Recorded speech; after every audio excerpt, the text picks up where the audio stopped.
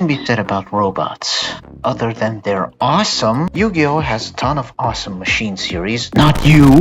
And they've always had a killer look to them, albeit with somewhat divisive placements. In what world is this thing a machine? Well, we do have Dark Sea Float. And don't get me started, but what kind of machine monster has an archetype that is both so good it's nostalgic, yet so bad it's ancient? Gear.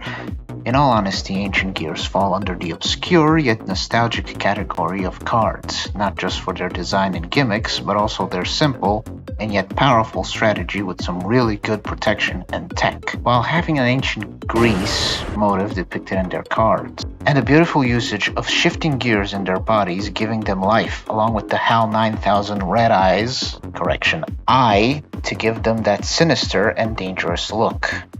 Their centerpiece, as well as poster boy for the archetype, says it all: the almighty Ancient Gear Golem, or Antique Gear Golem. I'ma stick with the former over the latter. A level 8 Earth Machine with 3000 attack and defense with these effects. Cannot be special summoned. If this card attacks, your opponent cannot activate any spell trap cards until the end of the damage step. If this card attacks a defense position monster, inflict piercing battle damage. Special summon restrictions aside, I have no complaints to BH. Strong Boy that tells your opponent to fuck off with their back row while also dealing piercing battle damage. My favorite kind of damage. Golem serves as the inspirational centerpiece that shares his effects as well as design for the archetype.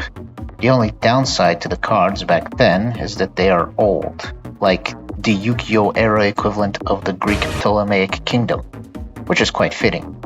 However, some cards, one really, gave us a glimpse at the playstyle Ancient Gears will adapt in the future, that being Gear Town, a field spell that says, both players can normal summon Ancient Gear monsters for one less tribute. When this card is destroyed and sent to the graveyard, you can special summon one Ancient Gear monster from your hand, deck, or graveyard.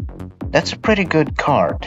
The tribute summon working for both players is kind of funny, and the destruction to special summon a monster will be something of a recurring theme. You're probably wondering, why is it called Gear Town as opposed to something like Ancient Gear Town? It's actually easy to explain. Gadgeotrons. Gadgeotrons are ancient gear monsters with a gimmick designed to work with the gadget archetype. A long time ago, when tribute summoning was the main play and special summoning was a rarity, a structure deck by the name of Machine Revolt was released. It had the gears and the gadgets together in one deck, and it was designed to have them work together. The best of both worlds. To which Gear Town was introduced a year later in the Duelist Genesis pack, presumably to aid the deck.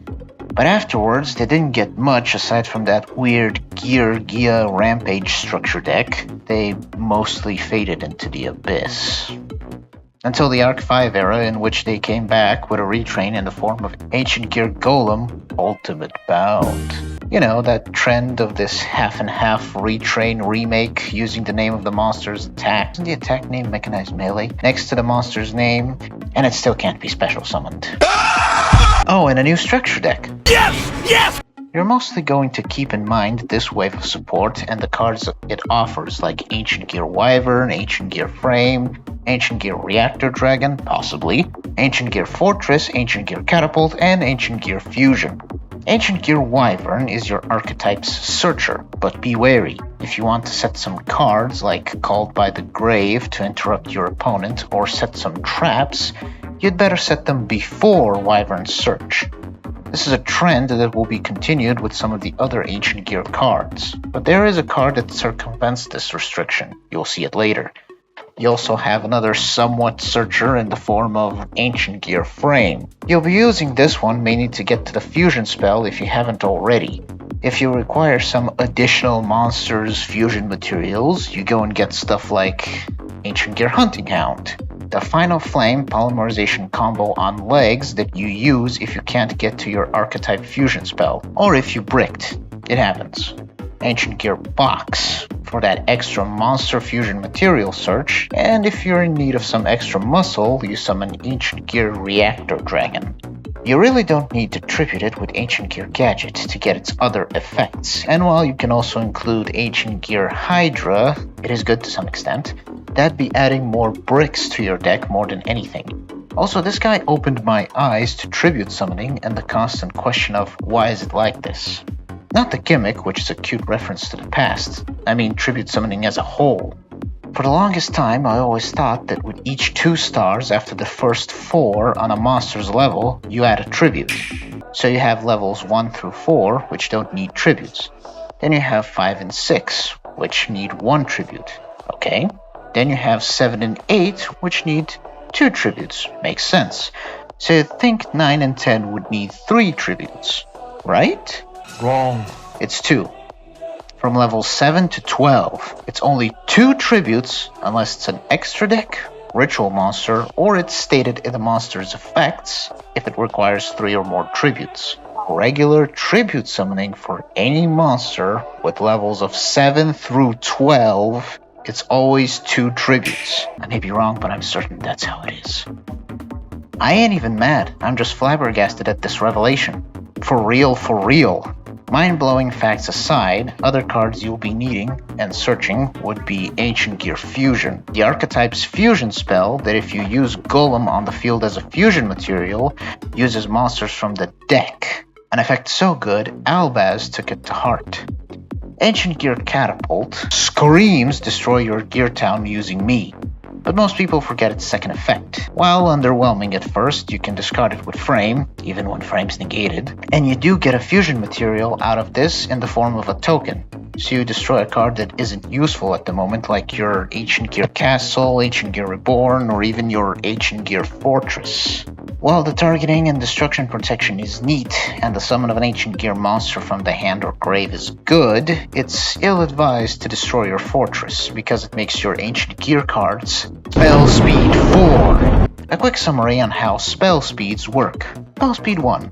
Basic effects that you can activate on your turn. Can't be used to chain. Spell speed 2. Quick play. Can be used to respond to other card effects and can be used on the opponent's turn. Spell speed 3. Counter traps. These can't be responded to except by other spell speed 3 cards. Ironic. Spell speed 4 is not a thing. It more so refers to cards like Super Polymerization that state in its text that you can't respond to the activation of the card. By that logic, technically speaking, there's a spell speed 5, but yeah, I'm gonna leave it at that. As for the Ancient Gears in the Fusion deck, you got 4 fusion monsters. Kinda sad for an archetype that can fusion summon, but we'll take what we can get. And what we got was Ancient Gear Megaton Golem. It's not that good, and no one's gonna bother to summon it with golems, even with the fusion spell. Kinda useless, but a nice one-of, just in case, and if you get the last effect to trigger, you do get its predecessor, Ultimate Ancient Gear Golem. This is somewhat better, and even when this one gets destroyed, you get an Ancient Gear Golem out of it. In all seriousness, these guys are for the most part the last resort. On the list, you'll mainly want to fusion summon the other 2, such as Ancient Gear Howitzer. It once per turn burn damage on the equivalent of Creepy Coney with a recursion from the deck that ignores summoning condition. Not bad. Not bad at all! And finally, the big boss of the archetype, Chaos Ancient Gear Giant. Yeah, boy. Now this is the monster you'll be summoning. This is the boss monster, the game ender, the dramatic finish. There's just one teeny tiny problem with it. Why the fuck is the unaffected by other cards' effects on the 2 material burn fusion, while Jan gets a measly unaffected by spell trap effects? To this day, I'm convinced that in their planning stages, before they were going to be printed, someone switched their effect immunities at the last second to spite me. I know that, and I believe that in my very soul. But it is an OTK enabler, so I'll take it. Alright, we do have the Link monster, Ancient Gear Ballista. The targeting effect is a tad bit bad, and he's just nothing more than a combo extender. Then again, that is what most Link 2 or lower monsters are in most archetypes. I do wish it was a Link 1, not just for the lols, but because it may actually be somewhat better as an extender for less cost. And so Ancient Gears kinda got their train rolling. They got their synergy with their cards and effects, pretty much cementing their OTK style of play. When people face against Ancient Gears, they tend to underestimate them, which always ends up in them getting RKO'd. And that was the end of the support, until sometime later they got some more support. First was a little bit of a sneak peek of what to expect of this new wave with the monster Ancient Gear Dragon. Wow.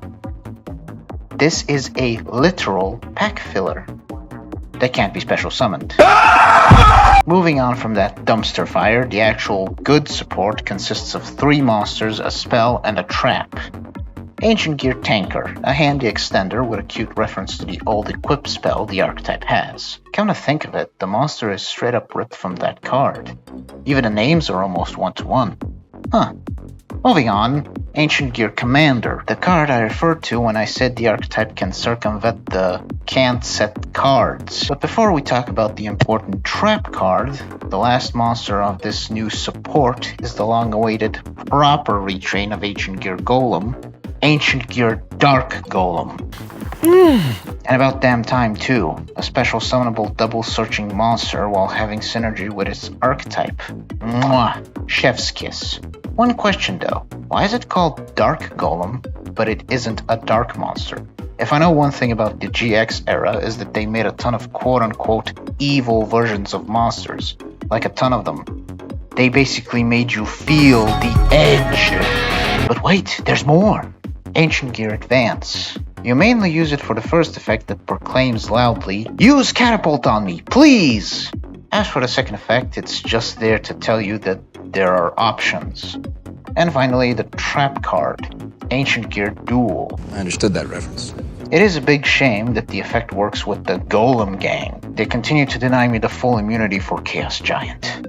But I'll accept it regardless of its obsessive restrictions, while begging to suck Golem's gears.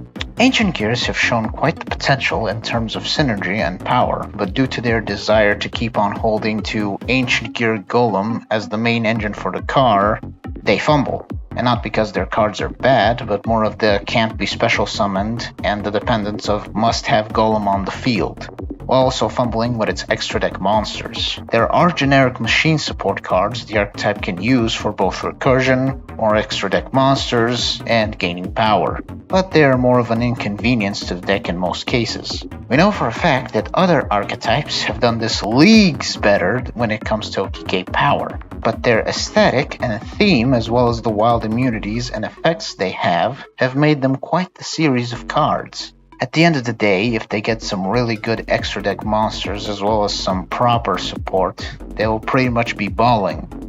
But in reality, they already were. After all, they are the obscure, yet nostalgic, Ancient Gears. Thanks for watching, hope you're doing well, and have a nice day.